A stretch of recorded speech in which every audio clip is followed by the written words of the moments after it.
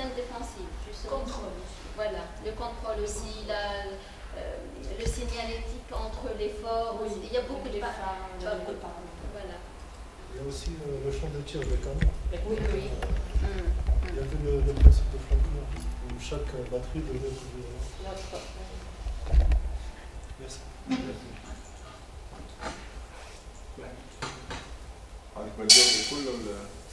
Les autres questions. On passe au dixième. Madame Asma Saadawi, avec son intervention, mine de Jbel Arsas, valorisation d'un patrimoine urbain et architectural minier délaissé. Allez, madame.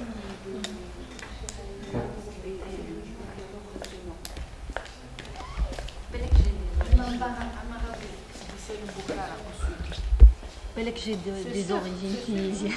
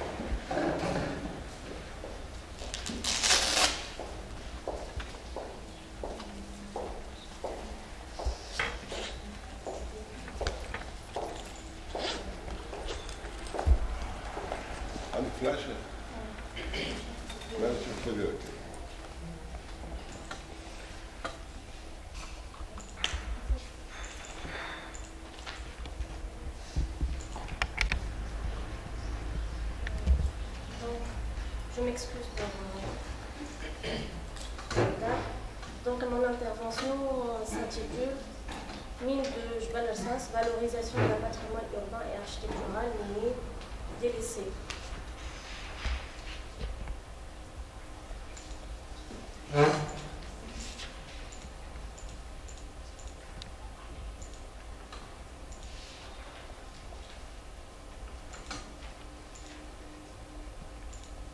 En Tunisie, les mines et les villes minières délaissées représentent un patrimoine colonial d'importance capitale et économique et sociale et provoquant sa richesse urbaine et architecturale.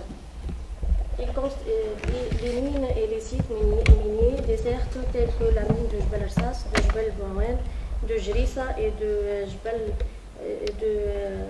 Tam ne sont que des exemples qui témoignent sur les années de prospérité et de dynamique urbaine, économique et sociale vécues longtemps par ces villes minières et des années de désertification et de décadence urbaine et architecturale, voire même de destruction massive de ce patrimoine que ces villes sont en train de subir après la fermeture de leurs mines.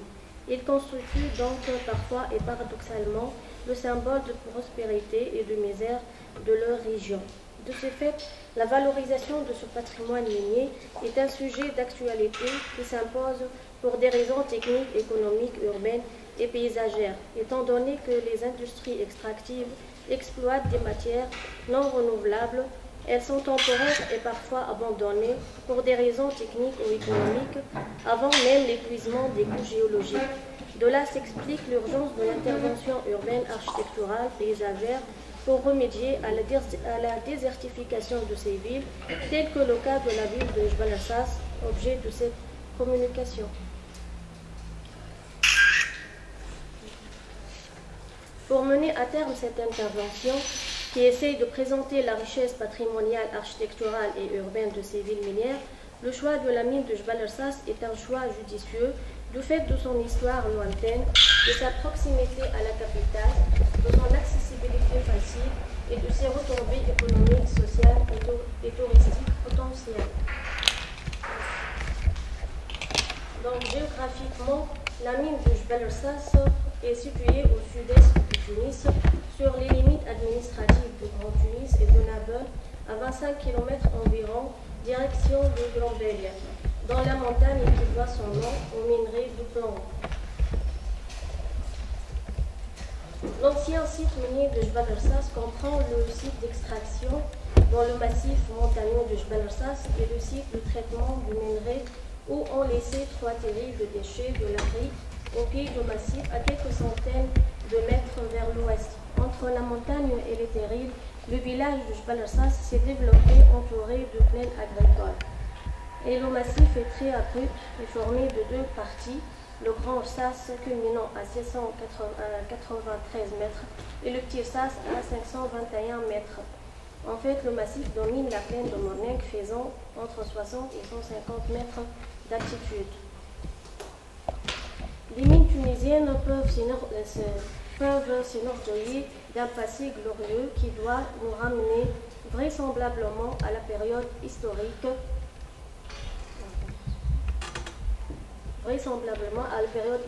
antique de la Méditerranée. En effet, la Tunisie est une ancienne province minière exploitée depuis la haute antiquité, berbères, carthaginois, qui ont exploité les métaux des ressources minérales de l'Afrique du Nord, et arabes et romains, qui ont excellé dans l'exploitation des mines, comme au Jbal Ersas, dans l'hydraulique de surface et dans le choix de carrière. Et même les Phéniciens ont connu et exploité le Jbal Ersas, l'Égypte de Zakar et le Jbal Hadid.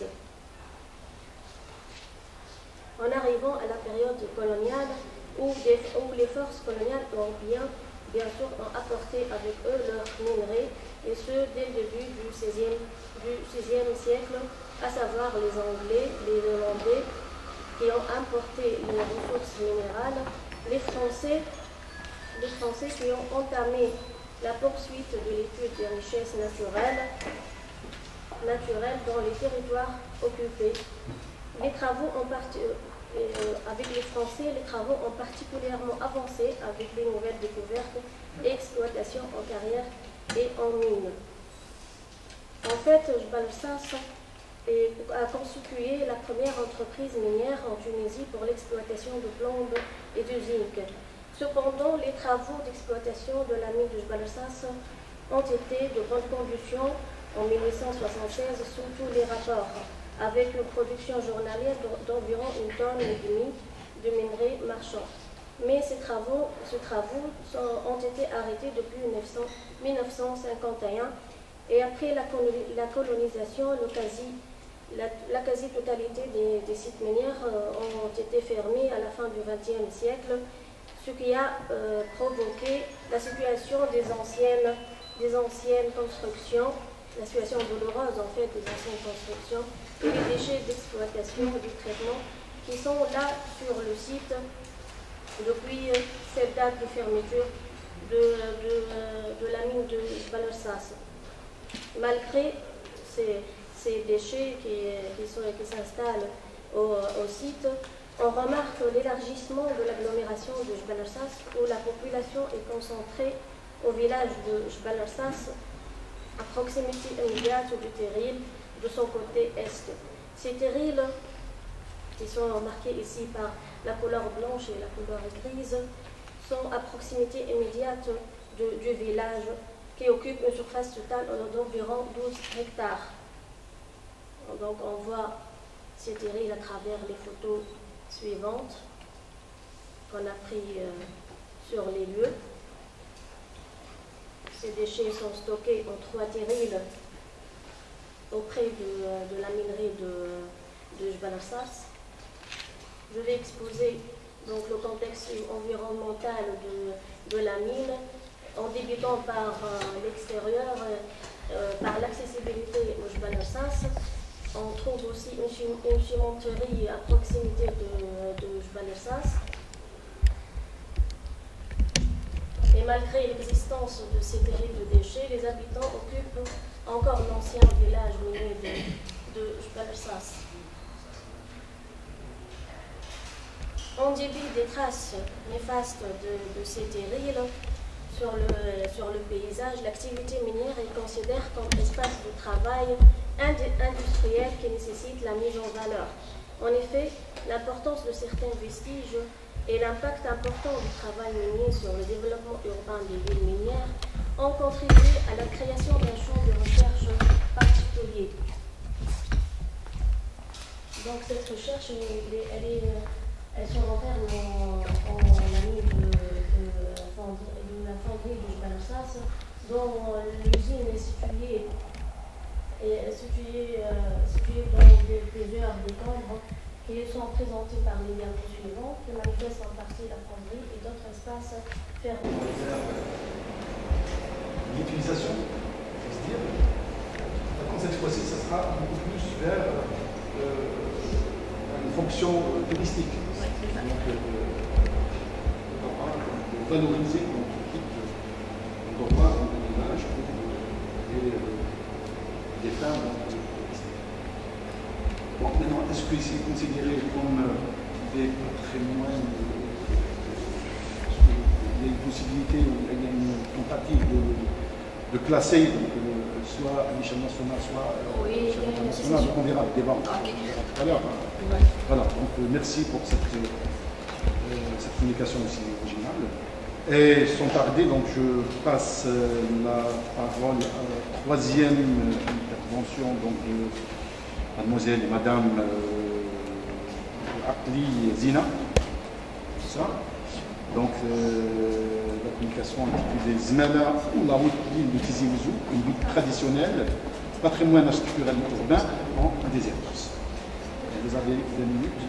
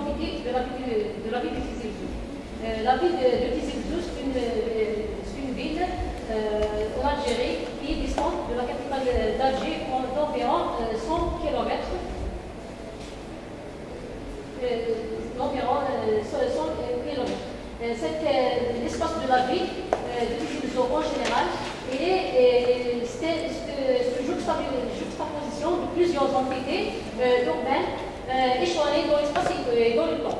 Nous avons l'espace traditionnel qui est la haute ville de Zmala, l'espace colonial, l'azur, les différents types de logements. Ici, cette publication concerne uniquement le village traditionnel ou Zmala ou la haute ville. Cet espace est situé au piémont de Bellois, c'est-à-dire au piémont de la montagne, au nord de la ville. Cet espace il se caractérise par son aspect traditionnel, qui se ressemble à un village café.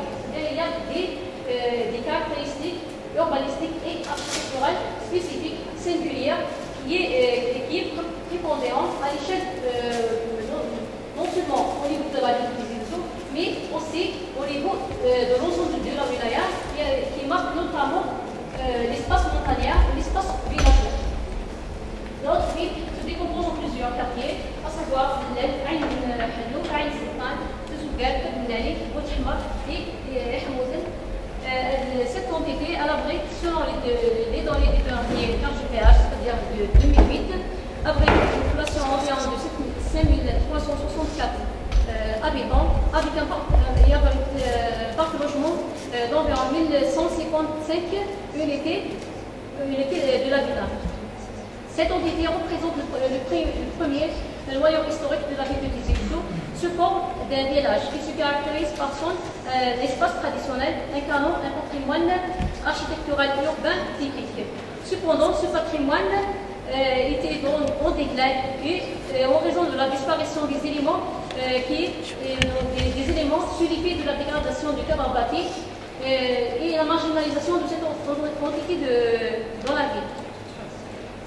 Voilà. Donc, l'objectif de cette intervention, c'est de comprendre la fabrication et l'évolution du tissu urbain de la ville, de la Haute-Ville, à travers les interventions urbaines au détriment des valeurs patrimoniales de cet espace. À cet effet, nous avons donné ce questionnement qui s'articule comme suit. Quel est le devenir du patrimoine architectural urbain de la ville traditionnelle de Tizi Ouzou? Quelles sont ses caractéristiques patrimoniales et les difficultés de leur sauvegarde? Pour répondre à cette question, nous avons opté pour une approche historique accompagnée d'une analyse diachronique qui nous permet d'analyser, de suivre, de lire la vie chronologiquement dans l'espace et dans le temps, tout en mettant l'accent sur les éléments qui forment le patrimoine urbain et architectural de la ville, ainsi que nous allons mettre l'accent sur son évolution, ainsi que les éléments, les difficultés qui freinent leur sauvegarde et leur préservation. À cet effet, nous avons mis cette hypothèse. Les éléments du patrimoine urbain et architectural continuent à subir des interdictions sous l'effet de l'urbanisation anarchique d'une part et des opérations de renouvellement urbain d'autre part, telles que les rénovations, les opérations de rénovation individuelles qui sont faites par le privé, ainsi que les opérations de reconstruction et de réhabilitation d'une manière anarchique. Voilà pour un aperçu sur la situation de la ville au niveau de la ville de Tizi Ouzou. Elle se situe dans la partie nord, l'extrémité nord de la ville. Elle est délimitée au nord par le paiement du Bellois, des monts du Bellois, au sud par le centre-ville ou le noyau colonial, à l'est par le lotissement Hamouten et Oued Chaban, à l'ouest par une zone d'équipement. Voilà un zoom sur la situation et la localisation, ainsi que la forme de la Haute-Ville. Voilà, nous allons donner un aperçu historique sur la formation de l'Azmara, étant donné que la ville de Tizi Ouzou est passée par plusieurs civilisations. Nous avons plusieurs périodes.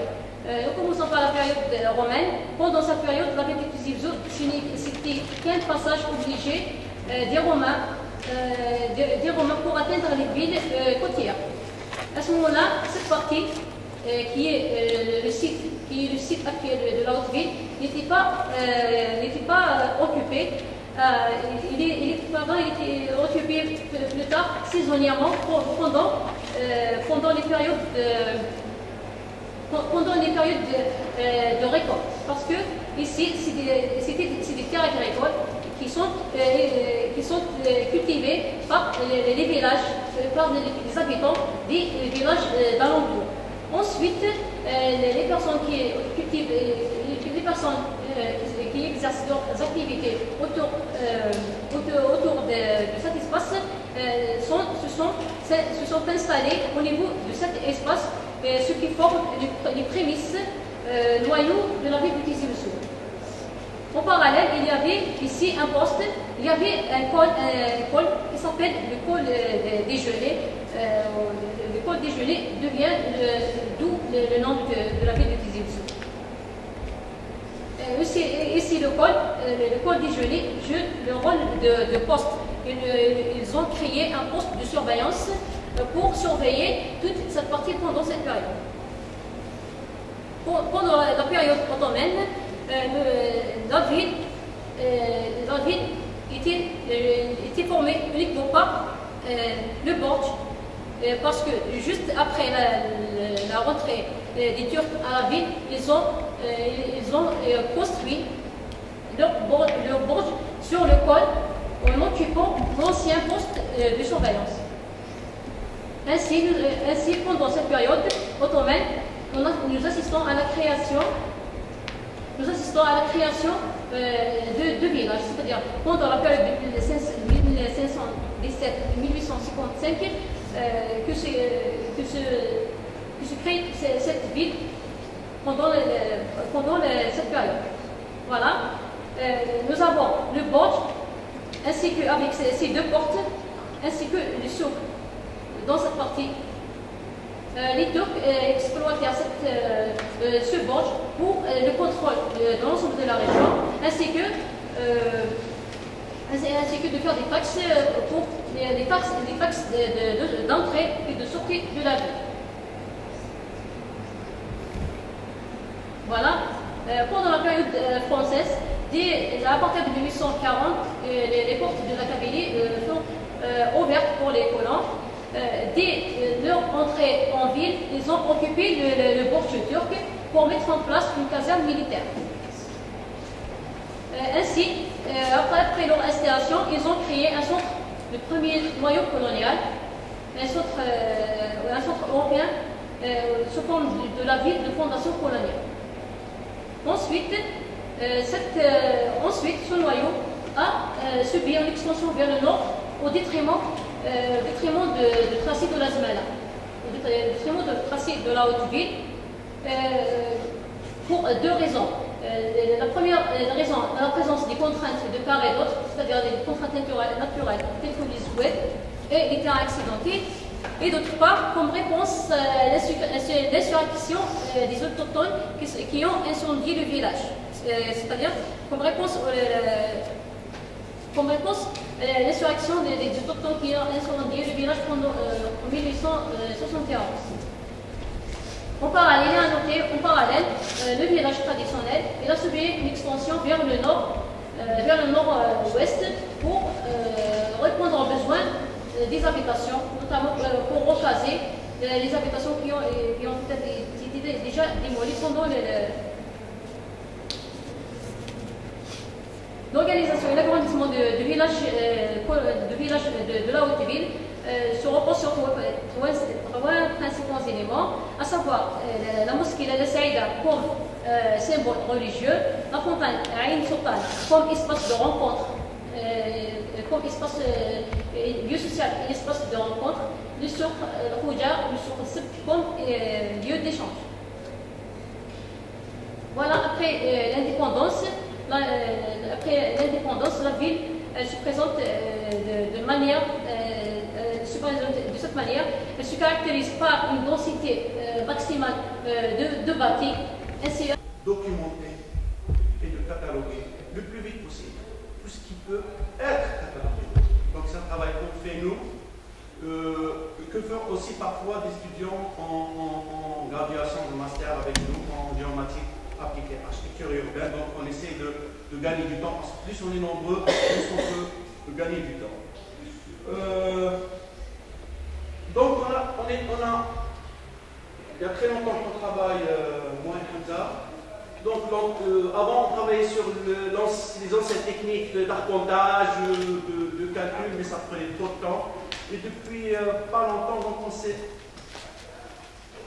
donc aventuré dans cette discipline adjointe qui est la géomatique, que je vais essayer de diviser rapidement, parce qu'on n'est pas des géomaticiens, nous notre profil c'est des architectes, anthropologues, urbanistes. Hein.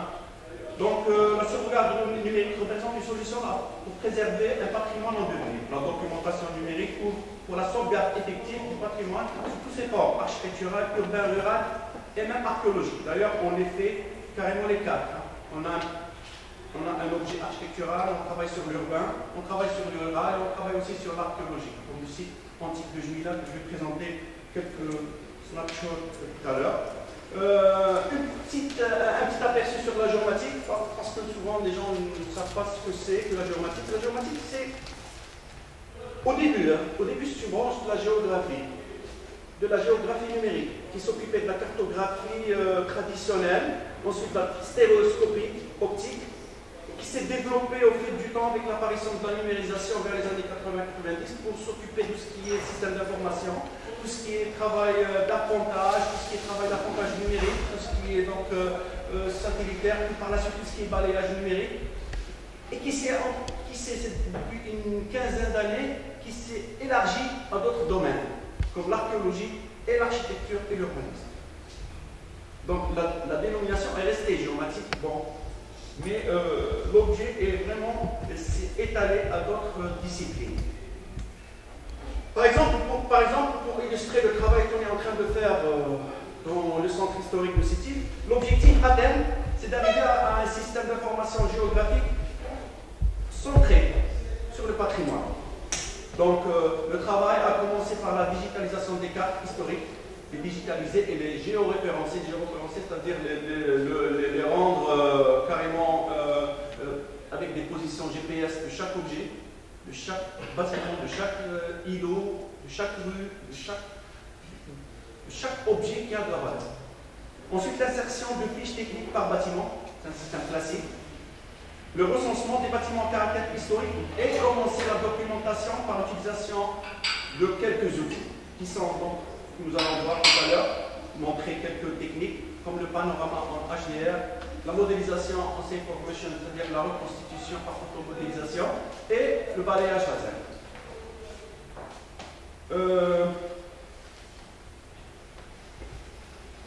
Pour ne pas vous cacher, au début, on voulait présenter que deux techniques.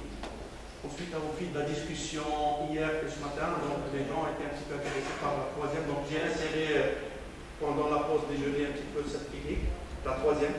Donc le diaporama en HDR et la photomodélisation. Donc c'est une diapo qui date d'hier. Donc description de la première technique. On est allé pédagogiquement. Hein. Les techniques sont plus, j'allais dire, du plus simple vers le plus complexe. La plus simple, entre guillemets, et le HDR, ou bien le panorama. Donc chacun dispose dans son téléphone portable d'un petit panorama, mais ce n'est pas vraiment la même chose. Parce que construire un panorama en HDR demande un certain outillage qui n'est pas très cher, mais les résultats peuvent être très impressionnants, surtout pour reconstituer des ambiances, pour reconstituer des objets. Bien sûr, les techniques, on pourra discuter s'il y a des questions, parce que j'essaie d'aller très vite. Pour ne pas entrer trop dans le détail, par exemple, pour prendre une seule pose, on est obligé de prendre 8 poses par position pour avoir des niveaux d'exposition différents, parce que par la suite, ça permet de reconstituer. Favoriser la lumière. Je donne un exemple, un petit panorama qu'on a fait ici à. Je ne sais pas si ça va quelque part.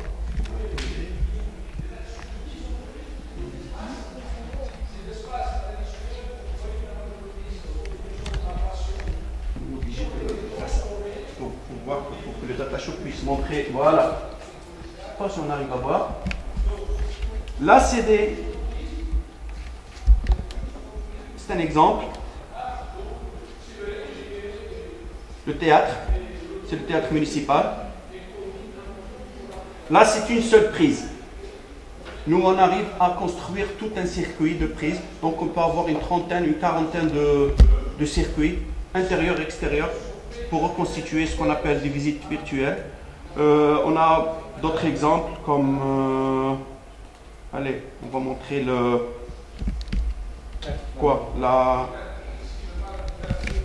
une maison traditionnelle berbère.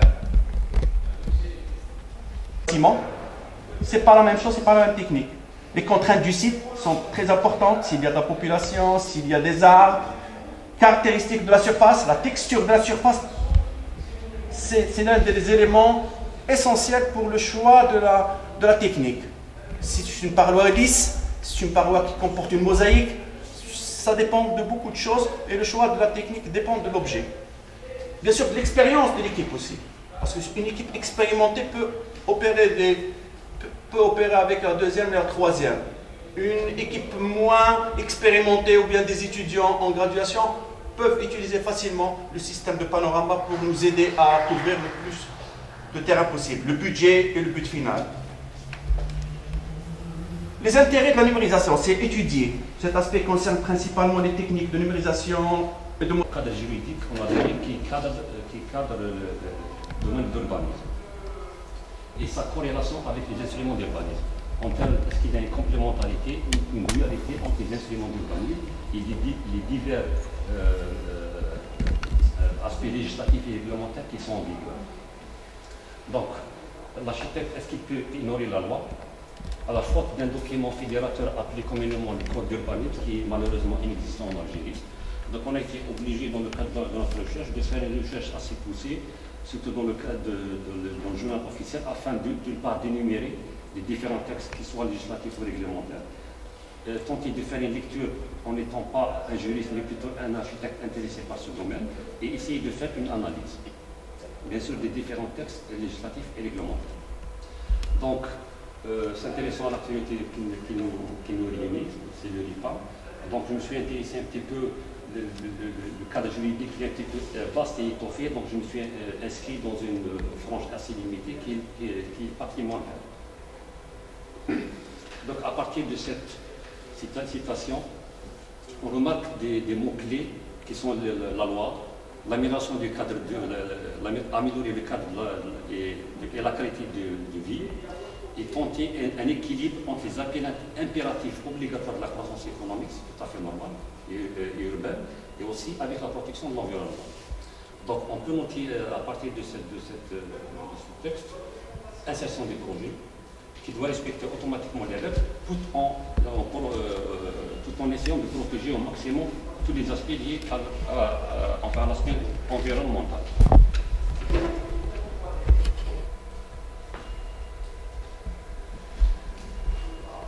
Alors, en Algérie, la loi cadre, la première loi qui est toujours en vigueur depuis 25 ans, c'est la loi 90-29 qui cadre l'aménagement et l'urbanisme. Bon, on se dit que cette loi, elle enveloppe tout, mais malheureusement, heureusement et malheureusement bien sûr, on constate que parallèlement à cette loi, on a beaucoup de lois qui sont un petit peu, qui touchent des aspects sectoriels, mais lorsqu'on décortique, on lit les différents articles, tous concourent et convergent à cet aspect urbanisme. Donc, est-ce qu'il y a une loi qu'on peut classer en amont et les autres parallèles, en aval? Non, il faut les prendre tous. Et c'est ça la différence qui existe, c'est l'absence de code d'urbanisme. Donc on a beaucoup d'articles, beaucoup de dispositions qui, moi à chaque fois je les appelle, qui sont éparpillés, ils sont cachés. Et là il faut les connaître, il faut les savoir, il faut les tirer pour les pratiquer. Parmi toute cette panoplie de lois, il n'y a pas que celle-là. On a notre loi, la loi 07-06. Donc si on veut un petit peu revenir en historique, bon, juste une petite parenthèse, la première loi en urbanisme c'était en 90. Celle qui l'a précédée, c'était celle de 82 qui parlait uniquement sur les permis de construire et les permis de bâtir. Pour l'aspect espace vert, il était inexistant, au moins en termes d'appellation. Donc en 67, c'était l'appellation qui était en vogue, c'était site et monument naturel. En 83, avec la loi de l'environnement, c'était patrimoine naturel. En 90, la loi 90-29 fait allusion à ça, mais de façon un petit peu timide. Donc la préservation de l'environnement, des milieux naturels. En 2003, on commence à toucher du doigt ces aspects, ces espaces verts. On apprend les bosquets, les jardins publics, et ce n'est qu'en 2007 qu'on a une loi réservée explicitement aux espaces verts. Alors pourquoi on s'intéresse à cette loi? C'est pas parce qu'on a une loi, une belle loi, qu'on s'intéresse uniquement au titre. Parce que si on décortique, on lit les différents articles, on peut décider qu'elle est assez ambitieuse. Donc elle traite trois aspects, l'aspect gestion, l'aspect protection et développement de ces espaces verts.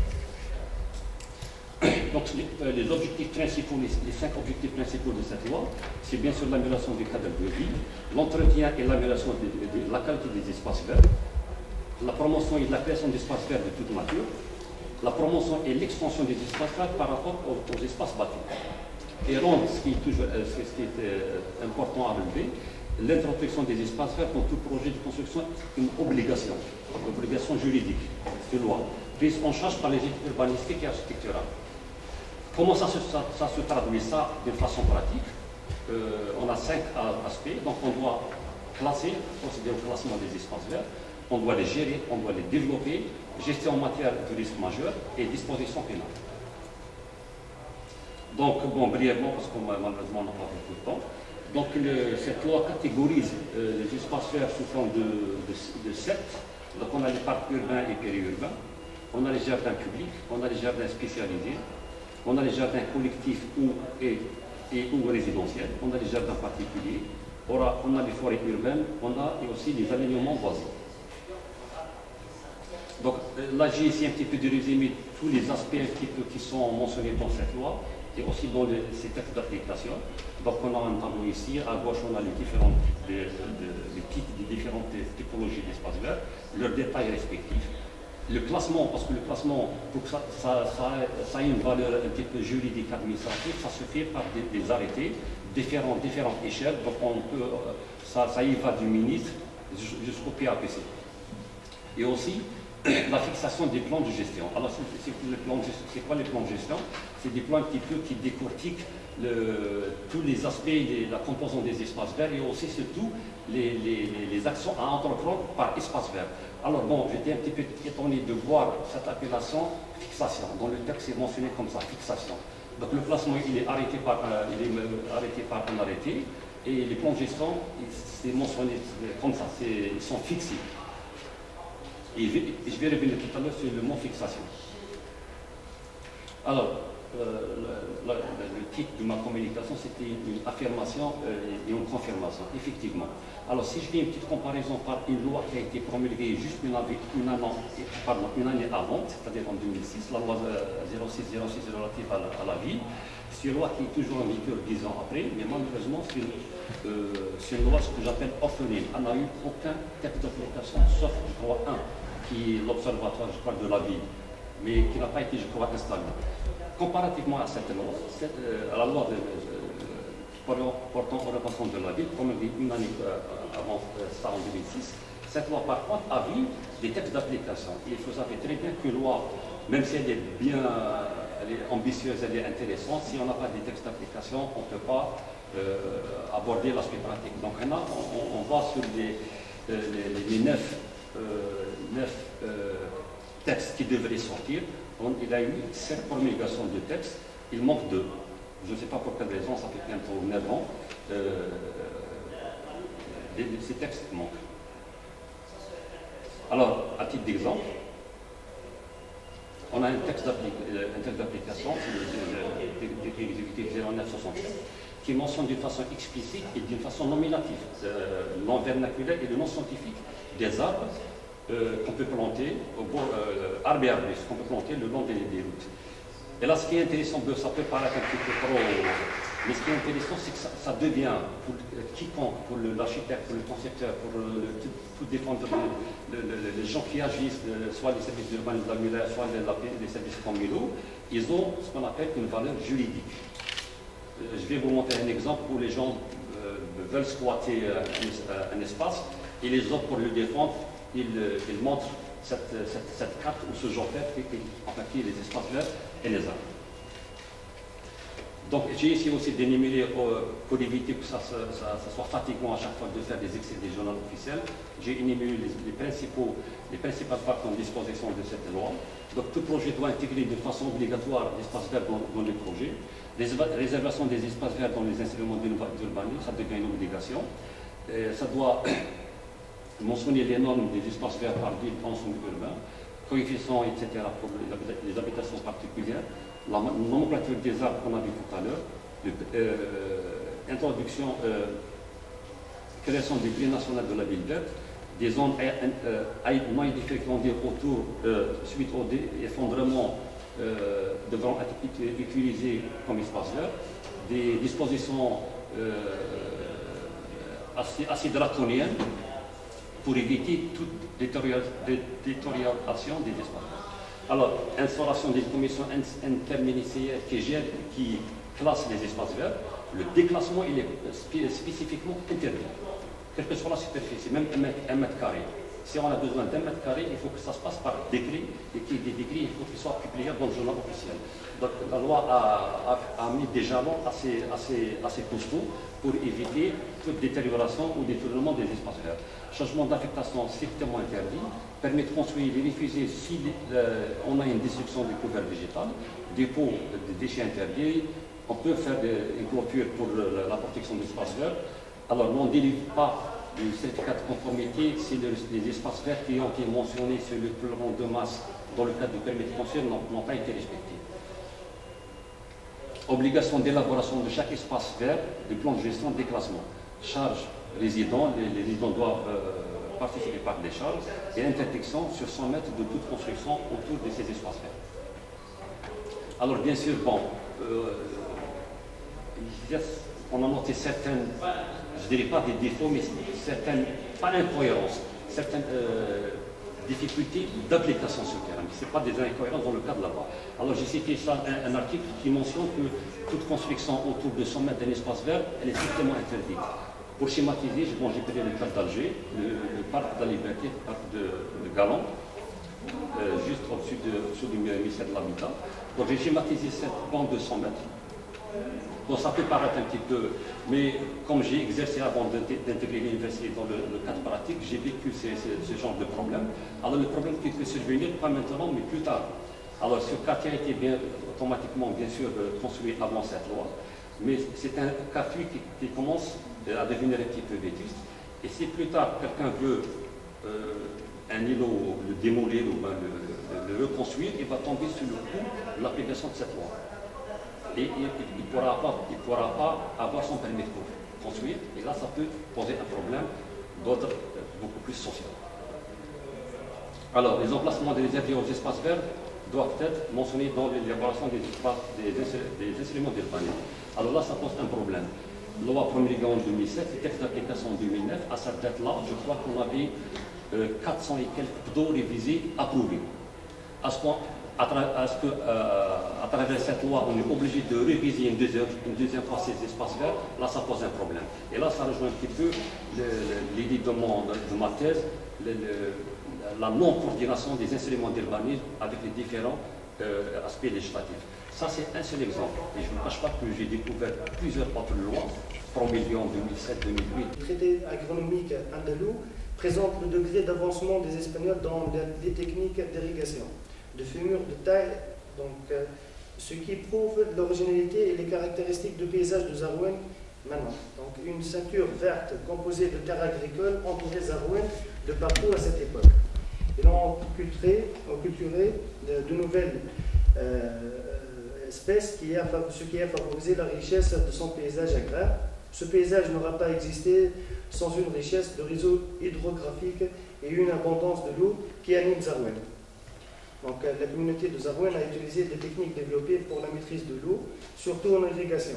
Ce secteur qui, en 1907, profite de 86% de la quantité évacuée par la source de Reine Ayed, c'est la source principale de Zarouane, et qui présente 2600 m3. Ces exils d'Espagne donnèrent un nouvel essor à la vie économique de la région au moment où elle en avait le plus besoin. Donc, la construction des tanneries et des fabriques pour la confection des couvertures en laine et pour la fabrication de la chéchir, prend essor à Zarouane et la distingue d'autres régions grâce à l'abondance de l'eau. Donc jamais ces villes si industrieuses n'ont pas pu leur donner le rouge durable qu'ils prennent dans les eaux douloureuses de Zarouane. Pardon, de la couleur rouge des chéchirs, c'est la confection des Andalous. Donc un enjeu majeur à Zarouane pendant le 19e siècle et le 20e siècle. Donc on va parler de cette période qui est un peu critique. Cette période constitue un tournant de la ville de Zarouane où tout a basculé. En 1859, le bey Mohammed de Tunis commande à l'ingénieur français F. Frédéric Conin des travaux de restauration de l'aqueduc romain afin d'alimenter Tunis à partir des sources de Zarouane. Son successeur, donc de Sadr Bey, continue les travaux et fut ajouté en 1862. À cette période-là, la source de Ain Ayed, c'est la source principale, demeure pour les usages du village de Zarouane. Donc, dès la signature du traité de Ksar al-Saïd en 1988, une révolte des tribus intervient autour de Zarouane à partir de juin 1988 et des actes de sabotage pour les coupures des conduites de l'eau qui se multiplient. Donc, en novembre 1984, la convention passée avec la Compagnie des eaux de Tunis permet de respecter les droits des habitants de Zarouane et entre autres la source Ain Ayed tout en notant que les compagnies restent par ailleurs la seule qui gère les vannes. Mais après la sécheresse, donc la direction des travaux publics s'approprie une partie des sources de Zarouane au profit de Tunis, ce qui entraîne rapidement un assèchement des jardins et une chute brutale de l'activité des chéchés. Donc les propriétaires des jardins ont vendu les moulins à huile et les teintureries de chéchés. Zarouane perd ainsi sa place dans la hiérarchie urbaine.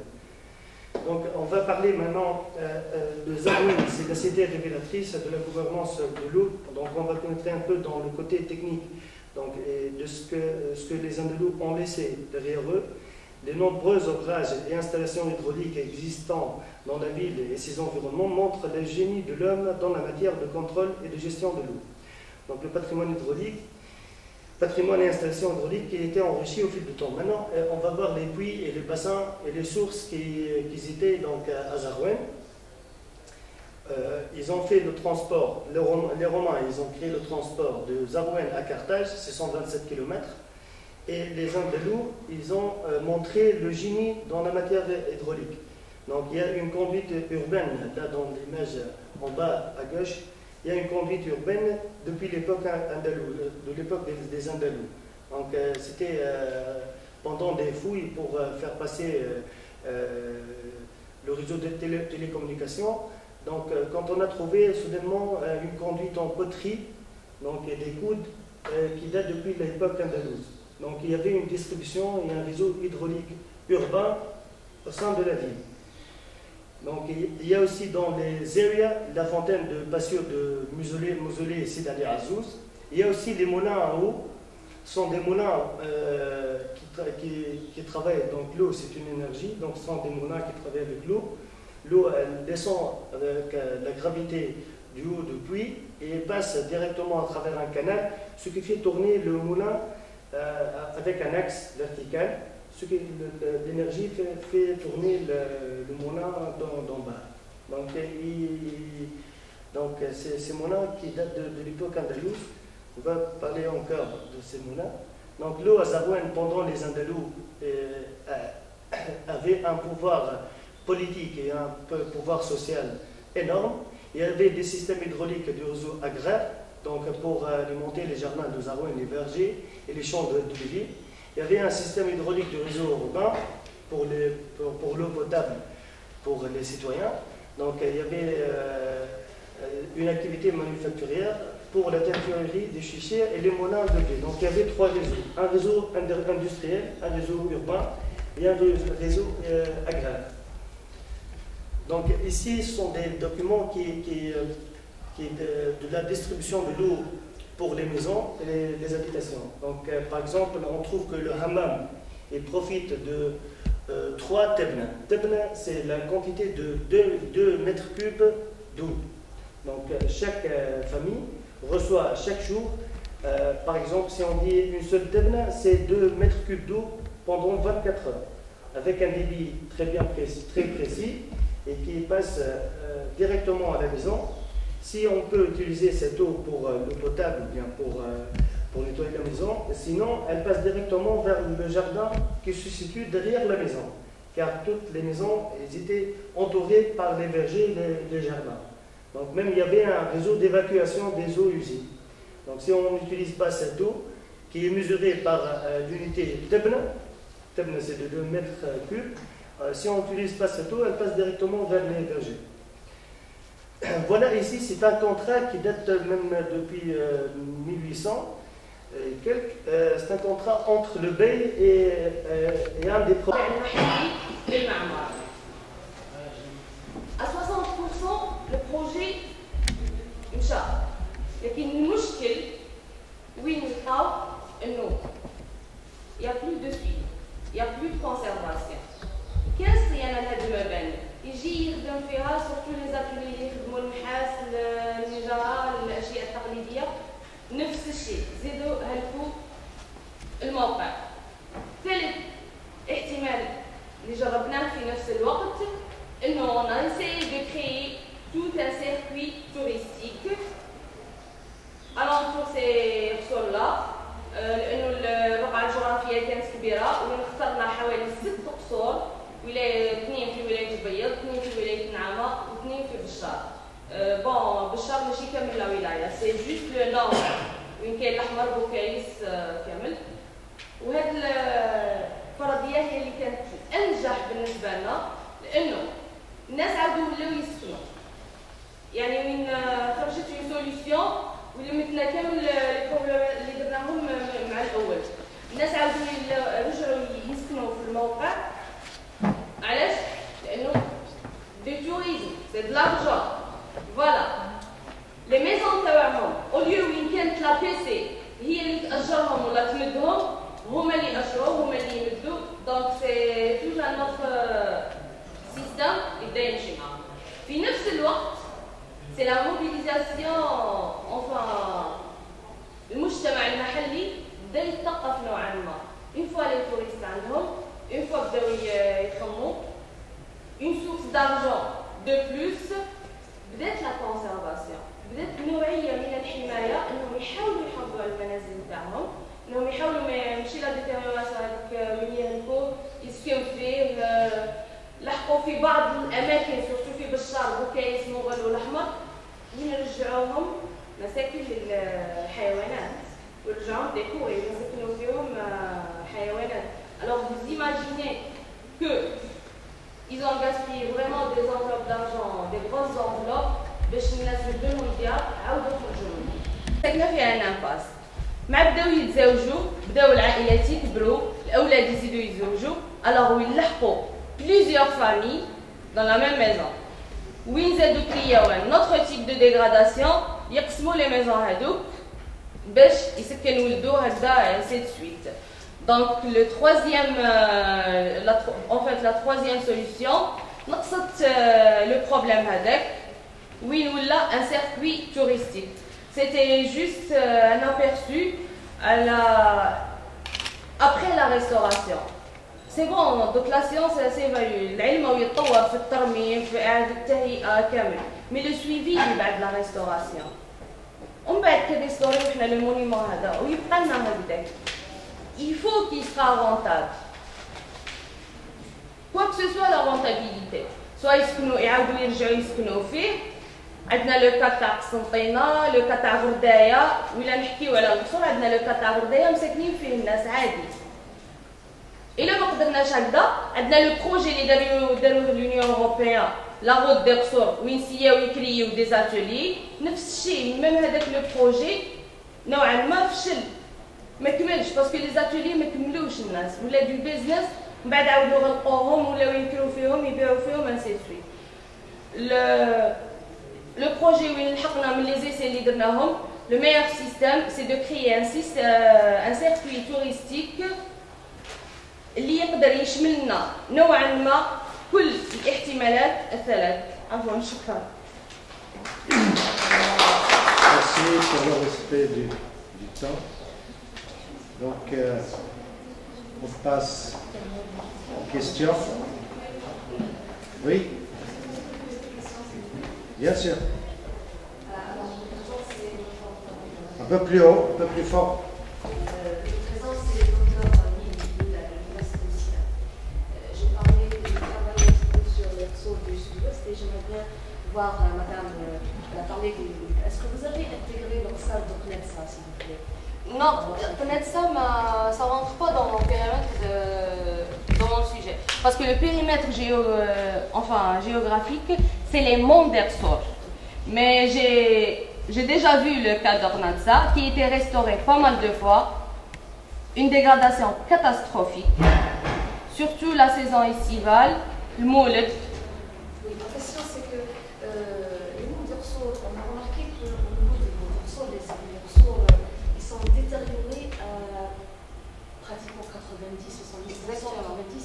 Si on est vraiment là, c'est comment vous avez fait, quels sont les mécanismes que vous allez adopter pour faire un circuit touristique, parce que nous avons essayé de faire ce circuit touristique au niveau d'Orsa, qui était un petit peu, bon, comparativement aux autres options, sa situation était bonne, était meilleure que les autres, mais là on arrivait difficilement à avoir ce circuit touristique. Parce que c'était un peu détérioré, deux, parce qu'il y avait une incompatibilité, les gens ne voulaient pas, ne voulaient pas. Bon, il y avait cette mentalité, il y avait aussi il n'y avait pas cette enveloppe financière, quoi. Il n'y avait pas une adéquation entre le taux de destruction et l'enveloppe complète. Il y a aussi des gens qui n'acceptent pas et il y a beaucoup de contraintes. Alors, comment vous avez fait? Quels sont les mécanismes? C'est-à-dire, si vous arrivez à nous dire, mais quels sont les mécanismes qui ont... Est-ce que là, ça a réussi déjà? Est-ce que ça a réussi? Oui. Et quels sont les mécanismes, s'il vous plaît?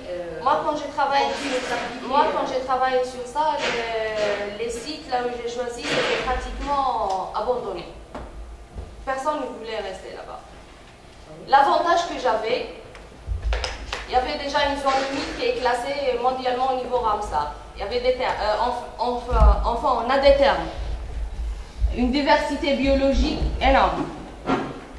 Le circuit qu'on a créé, c'était un circuit, disons, traditionnel, en ne suivant pas les routes nationales. C'était le désert et les montagnes. On a pu attraper l'attention des touristes étrangers beaucoup plus qu'algériens. Le cas d'Ornatsa, c'est non seulement les citoyens qui ne veulent pas ça, il y a un autre problème. Les agences touristiques qui louent tout l'endroit pendant toute la saison. Alors les gens qui sont habitués d'une seule personne qui loue tout l'endroit, ils ne travaillent plus. C'est le même cas de Bni Abbas. J'en ai vu ça l'année passée. Vous imaginez qu'une seule personne, elle loue Bni Abbas qui là. Ou c'est lui qui paye les citoyens. Donc à un certain moment, où il faut c'est bon, une saison où le budget est wajid. Donc si on travaille avec uniquement des touristes algériens ou bien uniquement avec les citoyens, on n'arrive pas. En plus, il faut prospecter toute la région. Oui. Merci. Une autre question?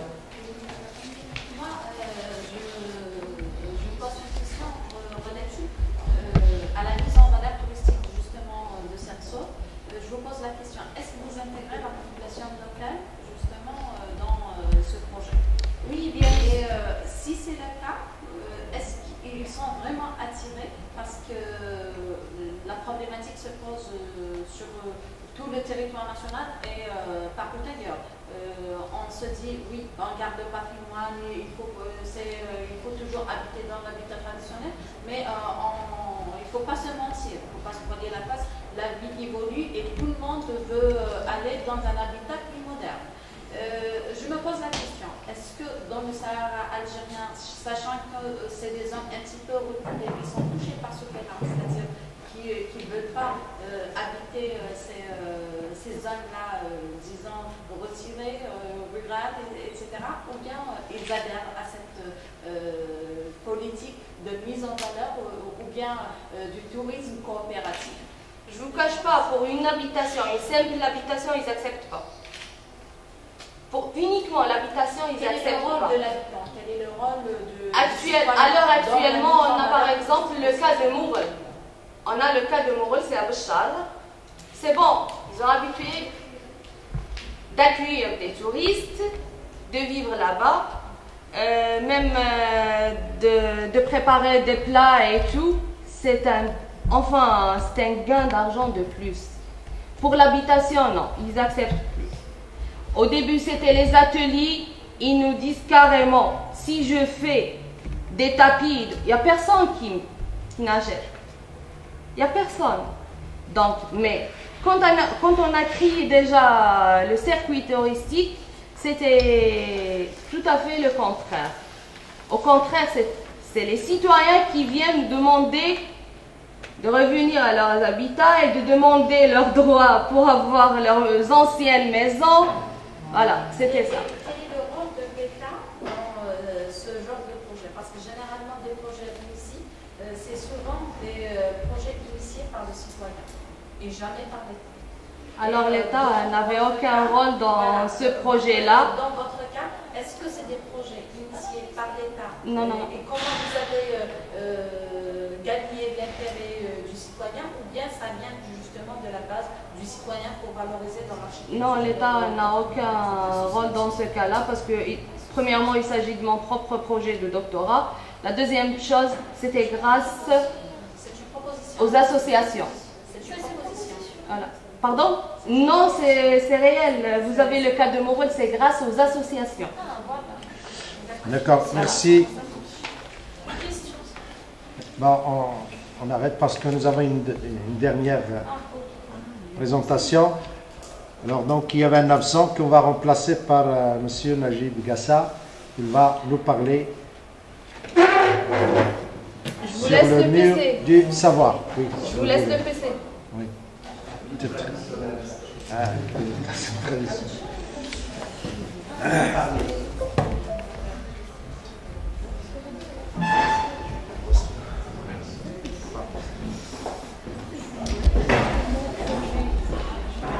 Donc voilà,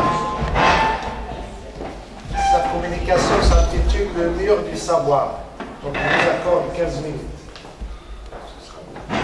Alors, le mur du savoir. Quelle serait la meilleure définition du terme architecture si on ne prenait en considération que sa dimension étymologique? L'architecture est la construction d'un toit. C'est là une définition lithotique où on dit le moins pour signifier le plus.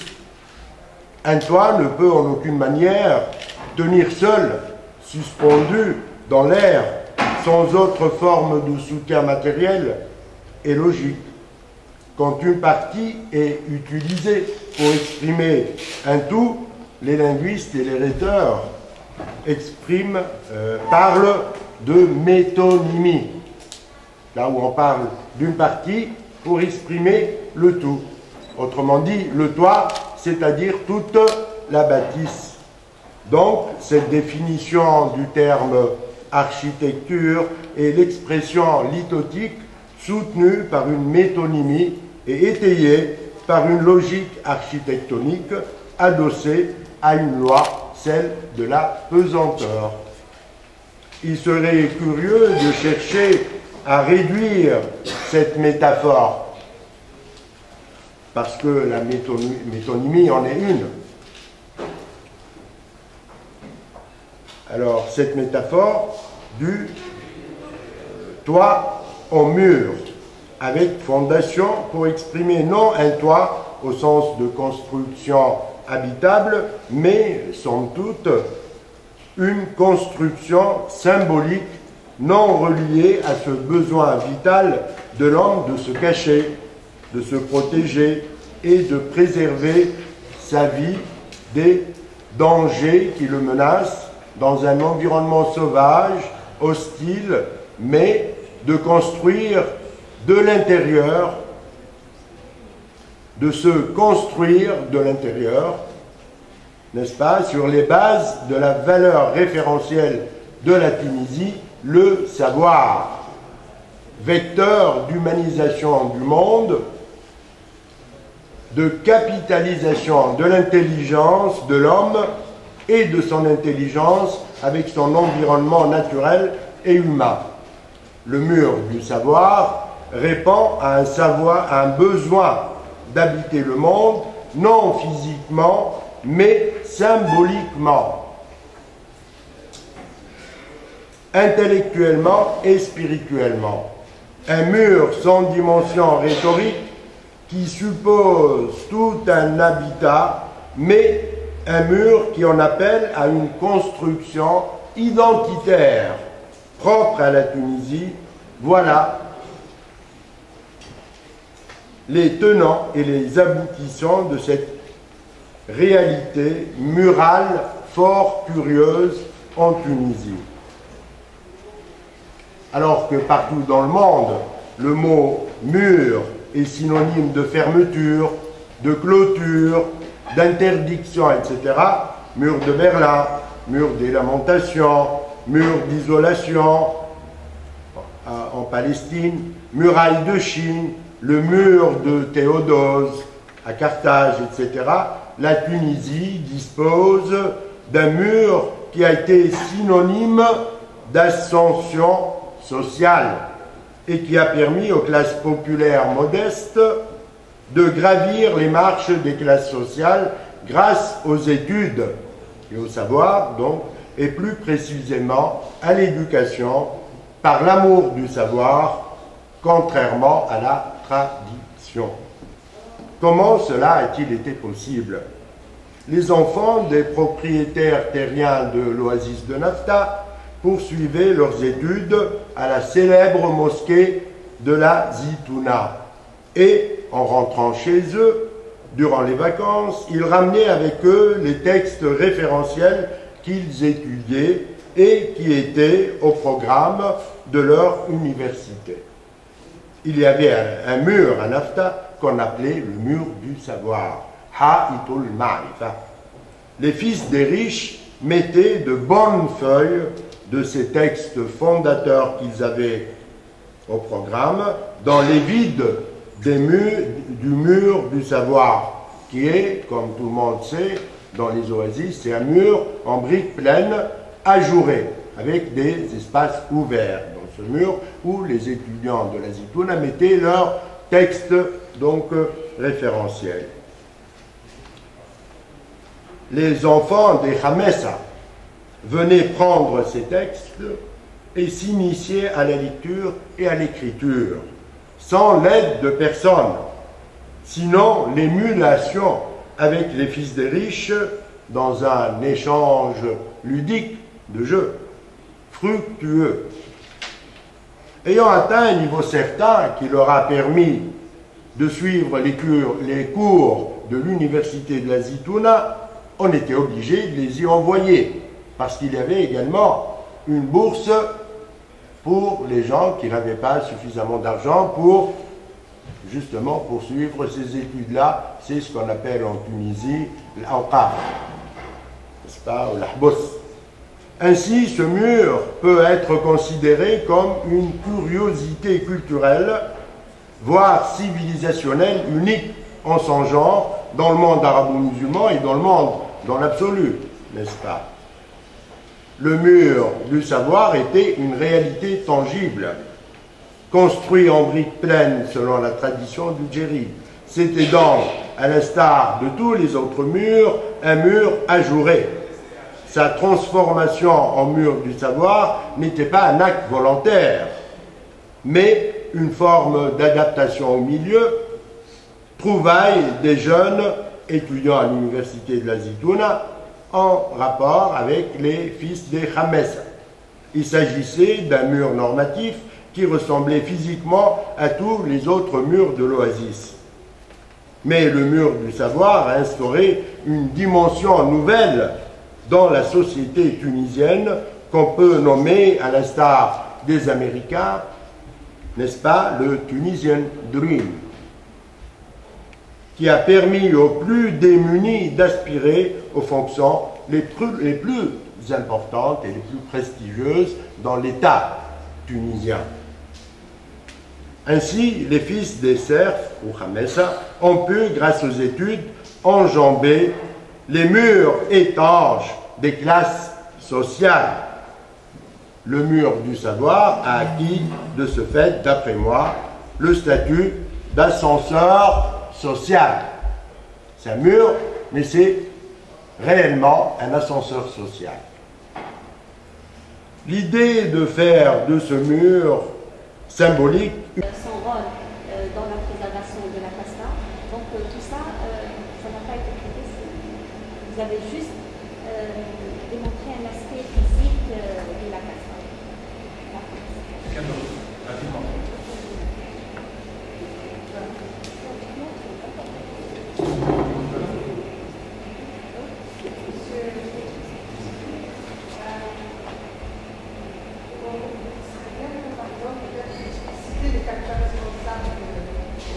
Cette déstructuration du système social. Vous le mettez bien en valeur et vous essayez d'expliquer, mais bon, on aimerait bien avoir un petit peu comment est-ce que ce système social fort, initialement, on a été, quels sont vraiment les facteurs? Est-ce que c'est que, vous allez dire, la pression démographique ou bien il y a quelque chose d'autre c'est responsable? D'autres questions, s'il vous plaît? On passe directement. Allez-y, monsieur Radé. Merci pour cet intérêt. Pour Madame Abbas Leïla, donc la question, c'est quand même pertinente, précise. Alors nous, on n'a pas fait un travail exhaustif. Hein. C'est-à-dire, c'est vrai qu'on a fait plus de 15 ans qu'on visite le terrain, mais on n'a pas fait, parce que vu le nombre d'Exour, déjà à Adrar, il y a plus de 340 Exour. Ça fait plus de 15 ans qu'on visite la région, on ne les a pas visités tous. Parce que c'est une région très vaste, où il y a des endroits vraiment inaccessibles. Mais donc notre approche, elle est beaucoup plus qualitative que quantitative. Et même l'objectif de notre recherche, ce n'était pas de voir le pourcentage exact des zones ou des Exour dégradés, moins dégradés, plus préservés. Même le sens de la dégradation, du mot dégradation, il est un peu pour le nuancer.